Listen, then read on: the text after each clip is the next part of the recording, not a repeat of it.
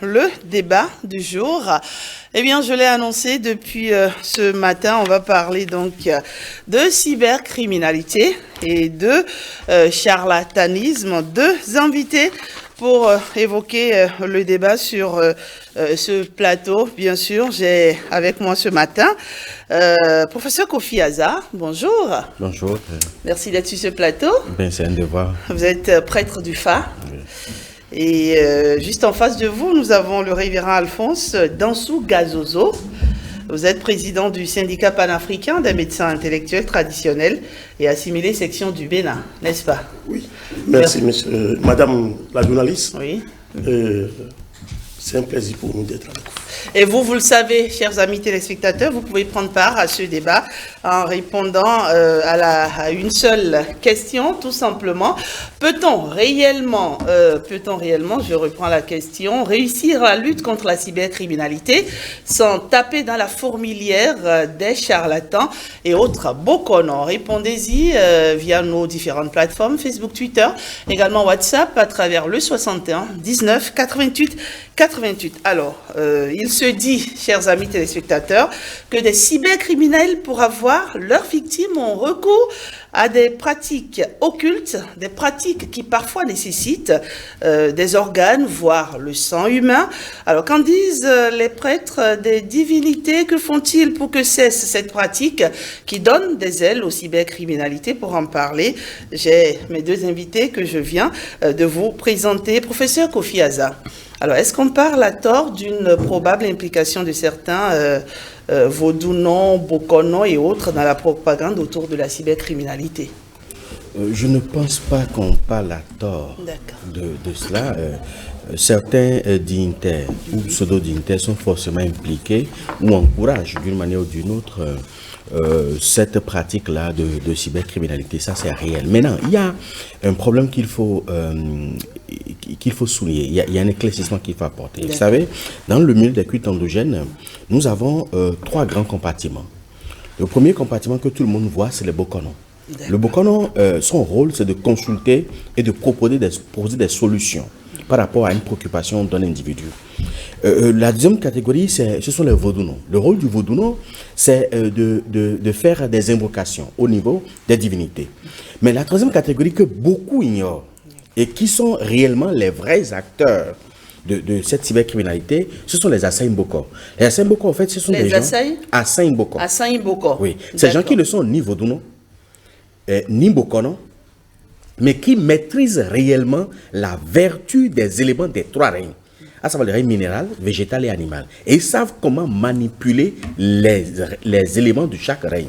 Comment faire tel piqué pour que ça produise tel effet. Ce sont ceux-là, ils sont très peu connus.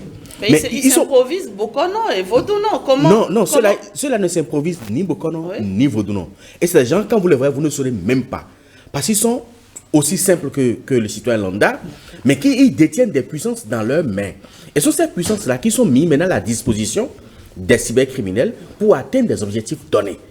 Et ici, mais comment ils détiennent ça? Ils détiennent ça généralement par héritage. C'est-à-dire que c'est dans leur famille, ou papa en a, ou grand-papa en a, ou possèdent cette connaissance-là, et ils héritent. Et d'autres reçoivent cette connaissance-là par des recherches personnelles au niveau de leurs amis, au niveau de leurs proches. Donc, ceux-là qui agissent réellement dans l'homme ne sont pas trop connus. Et vous ne verrez un vaudounon qui, par exemple, va dans une maison mortuaire, avant de s'approcher de sa divinité, il est obligé de se purifier. Ce qui fait que un vaudounon ne peut même pas sacrifier ou utiliser un organe humain au niveau de son vaudou. C'est même proscrit, c'est même interdit, ce n'est même pas possible. Mais on pense que ce sont les vaudounos ou les boconos qui sont à la base. Parce que tout de suite, quand ces jeunes vont vers ces personnes, elles ne leur disent pas qu'elles ne sont pas boconos. Non, vous savez, comme je vous l'ai dit, on pense que c'est le rôle du boconon. On a le sentiment, professeur Aza, que c'est peut-être parce qu'aujourd'hui, il y a des soucis, il y a des problèmes, que cette catégorisation intervient, ou ça a toujours été ainsi. Ça a toujours été ainsi. Cette catégorisation, c'est pour ça que nous avons toujours, depuis des années, crier qu'on assainisse le milieu. Tant que le milieu n'est pas assaini, on ne peut pas savoir qui est qui et qui fait quoi. Au fait. Et ici, il faut également souligner que ces jeunes-là qui vont vers ces gens ne vont pas forcément pour s'exposer. Parce que les gens qui sont un peu discrets, ils ne s'exposent pas. Eux ne vont pas venir vous dire, je suis Gaiman, faites-moi ci, faites-moi ça. Ils ne disent pas ça. Mais ils présentent une situation de sorte que vous apportez des solutions à leurs préoccupations, mais ces préoccupations sont des préoccupations déguisées. Très bien. Alors, révérend Alphonse Dansou Gazozo, j'entends les propos de professeur Kofi Aza et je trouve que c'est quand même inadmissible que de telles forces, n'est-ce pas, puissent se retrouver aux mains d'individus qui ne sont pas vraiment Bokono. Qu'est-ce que vous dites de cela? Madame, les Hunos ne sont pas méchants.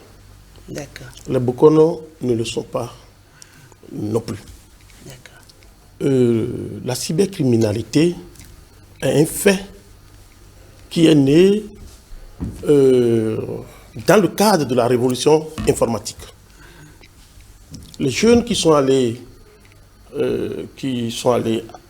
à l'université sont des informaticiens, d'autres sont des ingénieurs capables de fabriquer des logiciels, développer des applications pour anarquer, pour voler, pour rendre malheureux leurs victimes, des gens paisibles. Ils le faisaient. Mais en 1960, jusqu'à 90, 98, il n'y avait pas de ces actes-là au Bénin. C'est avec la révolution informatique, l'Internet. Maintenant, quand les Bokono ou les Hunos sont impliqués, ça suppose que, soit, ils ont été abusés. Comme venant de le dire, mon frère, Aza, un Huno ne peut pas participer à des actes de ce coup-là. Mais ceux qui le font, il a dit, abusés, c'est-à-dire aider les criminels à aller jusqu'à ce niveau-là. On l'a constaté que ceux qui l'ont fait sont arrêtés, sont en prison. On les appelle des Huno voyous ou des Bokono voyous.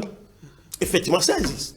Parce que ça a été révélé à la criette. Mais je pense que à Saint-Bokor, dans les culturels à Diakado, de l'ancien territoire d'Alcado. Moi, à Saint-Bokor, on peut les délimiter, les situer dans la région du Zou. Dans le Mono, il n'y en a pas. En pays, à Dia, moi je suis à Dia. D'accord. Jusqu'au dans le tout, il n'y en a pas. Mais on ne peut pas limiter à ces gens-là, uniquement à cette région-là. Peut-être c'est le nom. C'est la dénomination qui peut-être qui change. Donc, le président Talon, conscient de cette situation, a mis les moyens en œuvre pour décourager ces faits-là. Et nous le soutenons. Le CIPA Mitra l'a soutenu dernièrement. Le 23 dernier, on a fait une lettre. On lui a adressé une lettre de félicitations à notre Assemblée générale statutaire.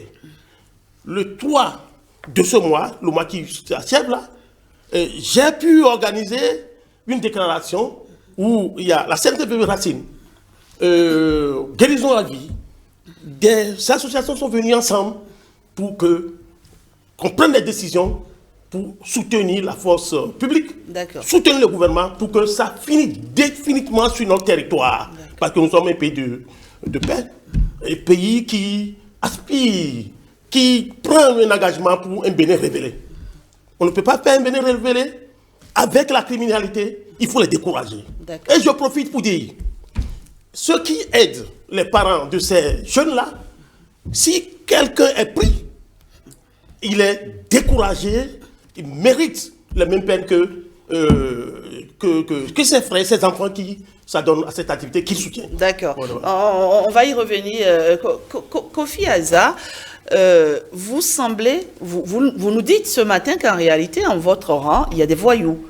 Il y a des gens qui s'improvisent, Bokono et autres qui font du mal. Alors, de votre position, qu'est-ce que vous faites? Parce que ça ne date pas d'aujourd'hui. On en parle, ça fait des années, mais ça dure. Qu'est-ce que vous faites à votre niveau pour que ça change, pour assainir un peu ce milieu? Vous savez, il sera un peu, je dirais, redondant d'énumérer tout ce que nous sommes en train de faire jusqu'à présent, mais je vais juste rappeler. Parce que la première préoccupation, c'est de contrôler la corporation. D'accord. Nous sommes une corporation très bien, mais très dangereuse. Et si cette corporation n'est pas maîtrisée par le gouvernement en place, ça va être très compliqué. Et il n'y a pas que la cybercriminalité qui constitue un frein pour le développement. Je peux évoquer, si vous voulez, d'autres aspects aussi. Mais le plan qui se pose ici, c'est que nous sommes dans un milieu où il n'y a aucun national juridique capable d'anticiper sur la question, sur la situation. De sorte que depuis, chacun y va de son gré, mais nous sommes dans une situation aujourd'hui où la Constitution permet à chaque individu d'appartenir ou non à une association, à une fédération d'associations. Donc celui qui n'appartient pas à une association ou à une fédération d'associations, on ne peut pas le contraindre à respecter un code de déontologie, une charte. Nous avons au niveau du Conseil national des cultes endogènes du Bénin un code de déontologie et une charte pour la pratique des cultes endogènes. Mais ce code de déontologie n'est pas respecté par tout le monde, parce que tout le monde n'appartient pas à cela. C'est pour ça que nous avons dit qu'il faut assainir et aller vers un ordre. Il faut obliger tout le monde à y appartenir. Et pour obliger tout le monde à y appartenir, il n'y a que l'État central. Et pour que l'État central puisse y parvenir, il faudrait qu'on dispose d'un national juridique capable de le faire. Est-ce que des propositions sont faites? Des propositions sont faites depuis 2018 à l'Assemblée et à plusieurs reprises. Nous sommes revenus à plusieurs reprises sur au moins 2 législatures à travailler sur cette proposition de loi. Mais malheureusement, ça n'a jusqu'à aujourd'hui pas prospéré. Peut-être que la législature actuelle pourra également se pencher sur la question pour que cela... Je peux aider un peu? Oui, allez-y. Oui. Alors, le code de déontologie existe. Moi, je fais partie du cadre de concertation de la médecine traditionnelle basée au ministère de la Santé. Le gouvernement a réglé ce problème-là. Je ne le veux pas régler. Attendez. Ce qui reste à faire, c'est nous qui sommes les responsables d'associations qui devraient réorganiser des séances de travail autour de ces actes-là. C'est ça qu'elle fait. Maintenant.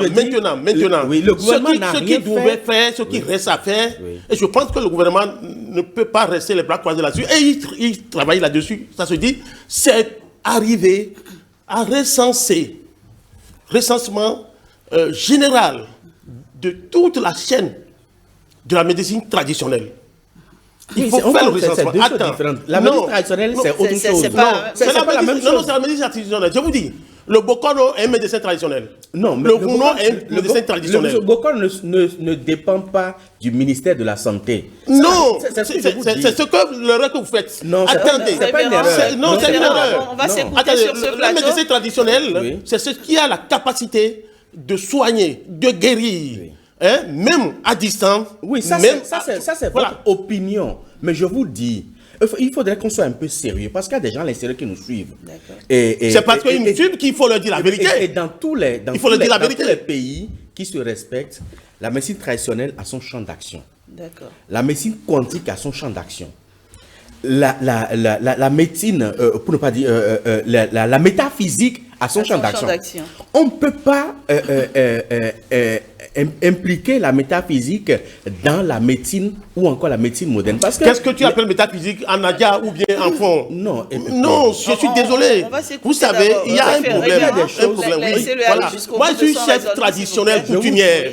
Notre coutume, je maîtrise un peu. S'il te plaît, mon frère. Je vous en prie. Il ne faut pas embrouiller. Quand vous parlez, moi, je ne vous ai jamais coupé. Révérend, moi, je crois qu'il faut qu'on se respecte.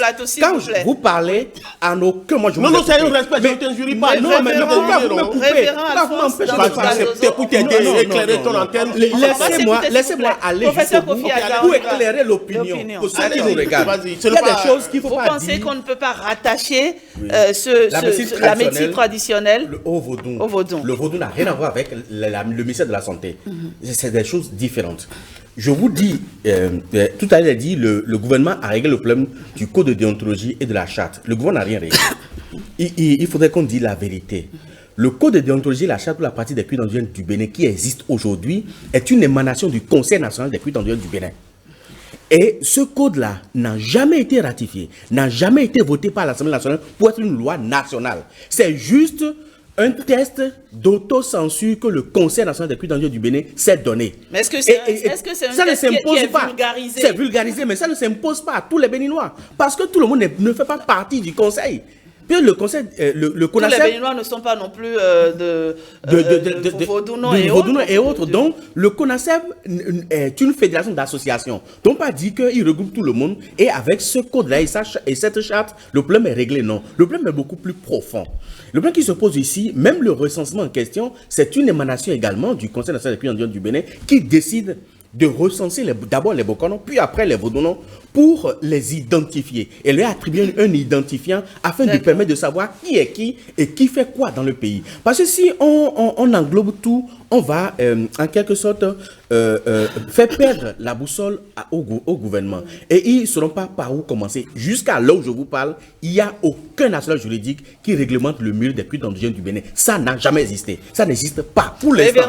Maintenant, demain, ça peut se faire. D'accord. Voilà. Révérend Alphonse Dansou Gazozo, manifestement, n'est pas d'accord avec vous. Oui, et bien on sûr, madame. va l'entendre. Oui, voilà. Il a dit que le vaudou n'est pas de la médecine traditionnelle. Oui. Donc ça veut dire qu'il ne connaît pas la matière.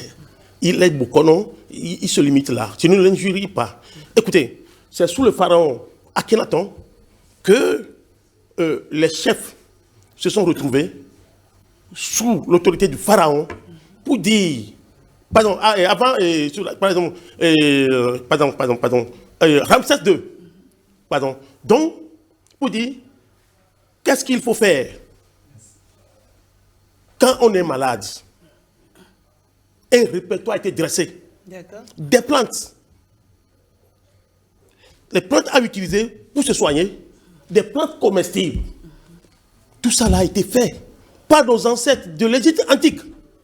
Ceux qui ont fait ça, ils ne sont pas des médecins. Mieux encore, toute la science réside encore là, dans Vaudou. On ne peut pas découper, on ne peut pas faire le Bokono et le Vaudounon se complètent. Ils se complètent. Parce que quand le Vaudounon devant une situation, lui-même il fait ses consultations phénoménologiques. Et puis, il veut vérifier par le Goumenga. Il appelle le Bokono. Le Bokono vient, il fait, et il dit, il y a des rituels à faire. Le Bokono fait des rituels. Et les voici ça. Voilà. Donc, les rituels, les voici ça, contribuent aussi à la guérison. On parle de la guérison. Nous ne parlons pas de la médecine quantique. La quantique, la science, la médecine, la physique ou quantique, c'est quoi la médecine? La physique quantique. La physique quantique de Einstein. On connaît ça bien. Tu nous amènes vers comment la rationalité. Là n'est pas, là n'est même pas. Non, ce n'est pas le débat. Le débat n'est pas dans la physique quantique aujourd'hui. Maintenant, le débat du jour aujourd'hui, vous savez, si on arrive à faire de ce que un répertoire soit dressé. Là, vous rejoignez. Non, c'était notre idée. On a même, sous Mathieu Lango, on a déposé un dossier comme ça. Mais on ne peut pas saucissonner et dire on va recenser les Bokono à part et les Rouno à part. Ça sera dangereux. C'est toute la chaîne de la médecine traditionnelle. Ceux qui disent qu'ils sont des Amawato, c'est des gens qui sont allés apprendre les feuilles auprès des Bokono, des Rouno. Et ils disent Amawato parce que depuis l'avènement du christianisme, 1861, quand les chrétiens ont fait leur entrée au Dahomey, je vous donne des précisions. Donc, déjà, il y a une autre idéologie qui a intégré notre pays. Donc, ceux qui connaissent les plantes et qui sont dans les églises, ils disent qu'eux autres, ils ne s'approchent pas de Vaudou ni du phare. D'accord. Donc, ceux-là sont des Amawato. Nous les acceptons. On ne les a jamais exclus. Alors, donc, pour un recensement, c'est toute la chaîne de la médecine traditionnelle, mais tous dans la médecine traditionnelle. Mais quand ils décident de faire recensement des Bokono, le problème reste encore posé. Rien ne sera réglé. Maintenant, la loi, les dossiers sont devant le Parlement. Ce qui est sûr, prions que... Ça va suivre le processus qu'il faut pour qu'on puisse en arriver là. Mais on est d'accord sur ce plateau qu'il faut recenser, qu'il faut un recensement des Bokono, d'accord? Et il y a le révérend Alphonse Dansou Gazozo qui lui préconise qu'on recense toute la chaîne, n'est-ce pas, professeur Kofi Aza? Ça ne manque pas de sens, n'est-ce pas? Je vous explique. Oui. Quand le Conseil national des cultes indigènes du Bénin a décidé de référencer les membres nous avons opté pour une catégorisation. C'est-à-dire que vous recensez catégorie par catégorie. Vous dites, dans cette catégorie, voilà ceux que nous disposons. Voilà ceux qui sont là. Et en fonction de ceux qui sont là, il y a une suite, au fait. Puis après, on a commencé par les Bokono. Le 1er juin, nous allons aborder les Vodouno. Mais là, encore au niveau des Vodouno, on a décidé également, puisqu'on est un peu parlé avec les structures de tronc, donc on a décidé de commencer déjà par ceux qui sont au niveau de tronc et aller étape par étape. Parce qu'il ne faut pas oublier, le recensement n'est pas financé par l'État. D'accord. Le recensement est financé par des partenaires privés. Et à ce niveau-là, on ne peut pas dire on va faire un recensement général, national, et mettre toute la chaîne ensemble, ça va être fastidieux, ça va être coûteux. Et en fonction des moyens que nos partenaires mettent à notre disposition, nous avons décidé d'aller étape par étape, donc catégorie par catégorie. Mais je continue toujours de dire, le Vodouno peut maîtriser des feuilles ou ne pas maîtriser la médecine traditionnelle. Ce n'est pas une obligation pour un Vodouno ou un Bokono de maîtriser la médecine traditionnelle. Et ne faisons pas de la médecine traditionnelle. Ou alors, on n'a pas la même conception de la médecine traditionnelle. Parce que la médecine moderne aujourd'hui, hier était traditionnelle. Mais c'est parce que ça a été modernisé que c'est une médecine moderne. Mais le plan qui se pose aujourd'hui, la cybercriminalité est l'œuvre de ceux qui maîtrisent et manipulent les énergies occultes. Il s'agit des énergies occultes. De la sorcellerie. Non, je ne parle pas de la sorcellerie. Pas de la sorcellerie, c'est une injure, au fait, à notre science. C'est autre chose. Mais je dis, ceux qui manipulent les énergies occultes sont les répondants, pour ne pas dire ceux qui aident réellement les cybercriminels. Donc, c'est de ça qu'il s'agit. Il ne s'agit pas d'une question de santé ou de santé physique ou physiologique. Mais ce que nous proposons au niveau du Conseil, c'est que l'État prenne ses responsabilités vis-à-vis de nos cultes endogènes. Parce que trop, c'en est trop. On ne peut pas, dans tous les pays, dans la plupart des pays de la sous-région, ils ont légiféré. Je vous donne l'exemple du Togo tout près, qui a utilisé les tests du Conseil national des cultes endogènes du Bénin pour légiférer sur les cultes endogènes au niveau du Togo. Et le Ghana a fait pareil. La Côte d'Ivoire est actuellement en train d'étudier. Même le Mali a déjà fait et même dispose d'un ministère chargé des affaires endogènes. Mais pourtant, le Mali est un pays qui est majoritairement musulman.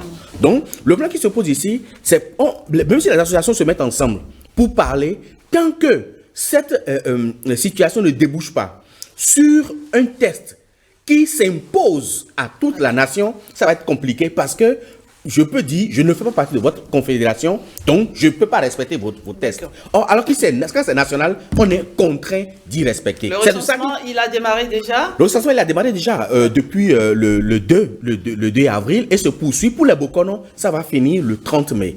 Et le 1er juin, nous allons commencer pour les Vodouno, mais en commençant déjà par ceux qui pratiquent le tronc, parce qu'ils sont plus nombreux. D'accord. Alors, merci madame. Je vais le rectifier un peu. Le Vaudou n'est pas un culte endogène, impossible. Donc vous allez retourner à l'histoire. Un recensement général n'a pas commencé. Donc il n'y a pas de recensement.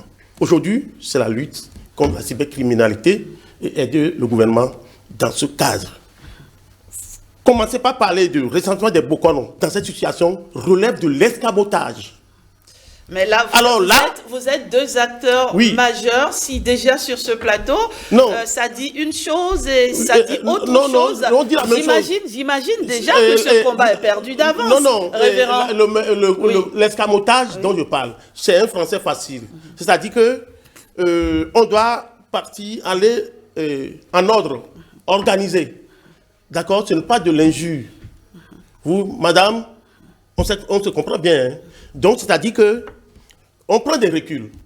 On mène le combat contre la cybercriminalité. D'accord? Et dans le cadre, nous suivons la télévision. On sait ce que le chef de l'État fait. On sait ce qu'il fait avec son gouvernement. Donc, allons dans ce sens-là. D'accord? Et puis, mettons-nous ensemble. Mais en synergie. Oui. D'accord? Pour réfléchir la forme, le cadre de ce recensement-là, pour que ça soit un recensement de toute la chaîne. Je reviens là-dessus, des chefferies traditionnelles. On ne peut pas faire un recensement de Bokono dans l'intervalle d'un mois ou 2 mois pour démarrer le recensement des Rouno. Non, je pense que ça ne cadre pas, ça ne répond pas et ça semble être un travail qui sera bâclé. Donc ça va prendre du temps. Donc je demande à mon frère, c'est mon jeune frère, je ne peux rien contre lui, contre son intégrité physique, et morale, jamais. Mais moi, j'ai un caractère, vous avez suivi un psychologue tout à l'heure, j'ai un caractère, et c'est mon caractère qui apparaît souvent dans mes prises de parole. Vous m'en excusez. Donc ne prenez pas ça en mal. Donc il faut partir en ordre. Pour faire le recensement, s'il te plaît, on va se retrouver. Ce n'est pas sur le plateau que nous allons faire ce débat-là. Maintenant, il y a des débats de fond qu'il faut faire. Ce qui est sûr, une chose est certaine, c'est que le pouvoir de l'argent. L'argent a investi ce milieu. Il suffit juste qu'un jeune vienne avec 300 000, 1 million, 500 000, et puis c'est fait. Professeur Aza, ça fait que des divinités comme le Kenessi, par exemple, se retrouvent dans les maisons des jeunes. C'est inacceptable tout ça. Une divinité qui est censée se retrouver dans un couvent, vous me direz si je me trompe ou pas, se retrouve dans les mains d'un jeune qui ne sait peut-être même pas comment on l'utilise et autres. Et vous nous dites aujourd'hui, ce matin, que le recensement à lui seul suffit. En un mois, comme l'a dit le révérend, est-ce qu'en un mois ou quelques semaines, est-ce qu'on peut vraiment faire un recensement de ces, de ces personnes-là? Je vais vous dire quelque chose. Ça, par exemple, ça, c'est ma carte d'identification professionnelle. Après le recensement, moi je dis, il faut qu'on se rapproche de nous pour savoir qu'est-ce qu'on fait réellement.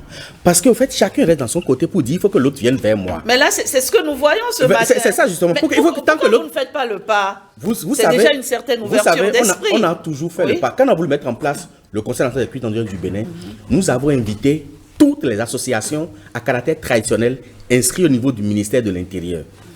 Mais beaucoup de nous aussi, c'est eux là, non, moi je ne veux pas venir. Le plan qui se pose aujourd'hui, quoi qu'en soit la discussion qu'on aura, c'est qu'on aura du mal à trouver un consensus tant que l'État ne s'y implique pas. Parce que chacun se dit, c'est mon idéal qui est le meilleur. Tant que ce n'est pas ce que moi je dis là, c'est que ça ne passe pas. Nous, on a programmé le recensement sur 1 an et demi. C'est ce que vous ne savez pas. D'accord. On a dit, on ira catégorie par catégorie. On a prévu 2 mois pour les Bokono.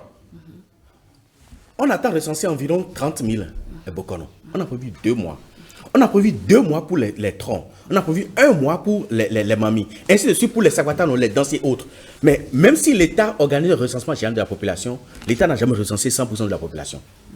Donc nous n'attendons pas à recenser 100% de tous les praticiens des cultes endogènes du Bénin. Quoi qu'en soit le consensus qu'on aura. Mais on a vu nos pères diriger les cultes endogènes du Bénin pendant des dizaines d'années. D'accord. Mais s'ils n'ont pas le réflexe d'organiser, d'améliorer la situation et que d'autres le font, moi je pense qu'il faut avoir l'honnêteté intellectuelle de reconnaître qu'il y a un travail qui se fait. Mais je dis, et je répète pour souligner à ceux qui nous regardent, le vaudou est une religion. Et quand on parle de religion, on parle de culte. On peut dire que le vaudou n'est pas un culte, c'est un culte.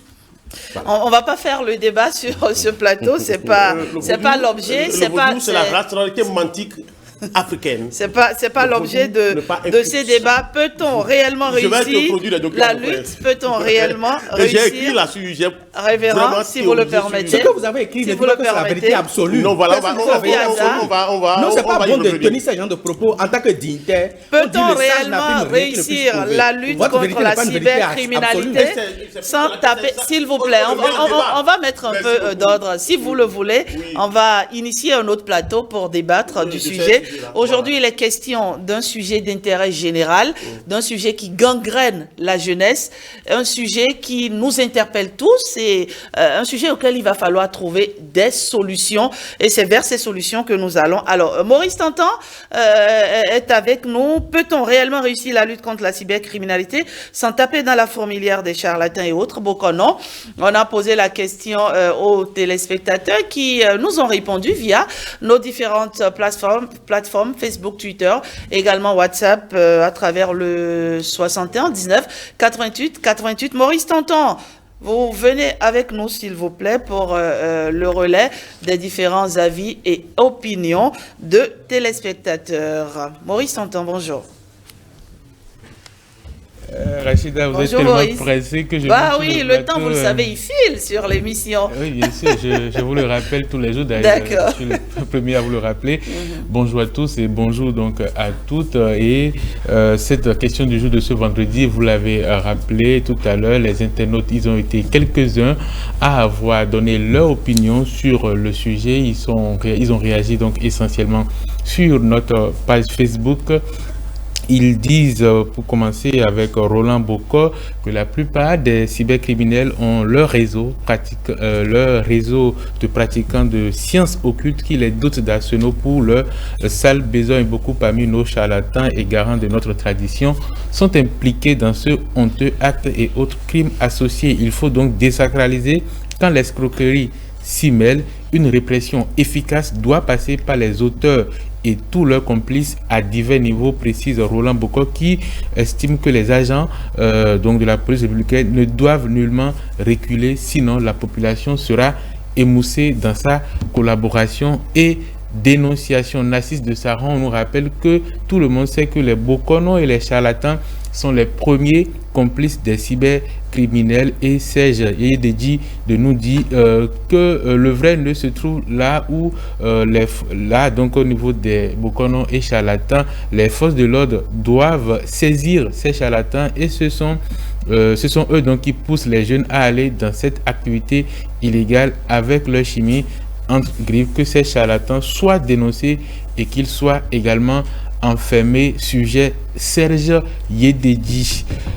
Koumassa Maurice nous a écrit également sur la page Facebook de 5-7 matin. Il nous dit que la lutte contre la cybercriminalité doit normalement être élargie aux complices que sont certains charlatans ou boconos qui sont comme le bras opérationnel de ce crime. La justice doit sévir contre tout charlatan ou tout bocono identifié comme tel, sinon ces charlatans vont continuer à alimenter le réseau des cybercriminels alors que c'est un grand crime, conclut Maurice Koumassa. Pour donc terminer donc la lecture de ces réactions, quelques réactions que nous avons pu recueillir sur la toile ce vendredi au sujet de la question du jour, Rachida. Merci à vous, Maurice Danton. C'est un débat très animé, on va dire, hein, par ici. Ce qui est sûr, c'est pour un intérêt commun, n'est-ce pas? Je pense que professeur Kofi Aza, révérend Alphonse Dansou Gazozo, la lutte contre les cybercriminels, une chose est sûre, vous y adhérez. Je pense que c'est ce qu'il faut retenir.